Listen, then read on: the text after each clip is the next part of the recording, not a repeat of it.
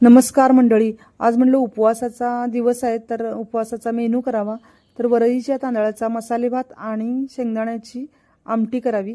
तर त्यासाठी मी एका कढईमध्ये 1 कप वरई चांगली स्वच्छ निवडली आणि भाजून घेतली, ती बाजूला ठेवली. त्याच कुकरमध्ये 3 चमचे तेल घातलं आणि त्यामध्ये अर्धा चमचा जिरे, 5-6 हिरव्या मिरच्या, बटाटा अर्धा बारीक चिरलेला आणि त्यानंतर कढीपत्ता 5-6 पाने घातलीत आणि मस्त भाजून घेतले. त्यामध्ये मीठ पण सेंधव घातले म्हणजे चांगले भाजते बटाटो.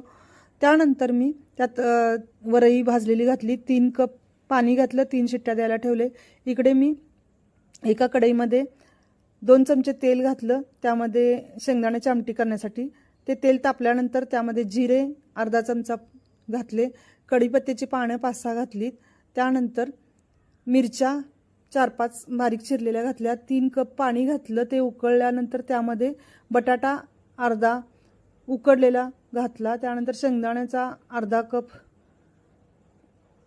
कूट घातला. त्यानंतर कोथिंबीर घातली, सेंधव मीठ घातले. मस्त आपली आमटी आणि शेंगदाण्याचं तयार झालं. या खायला. पुन्हा भेटू पुढच्या व्हिडिओ.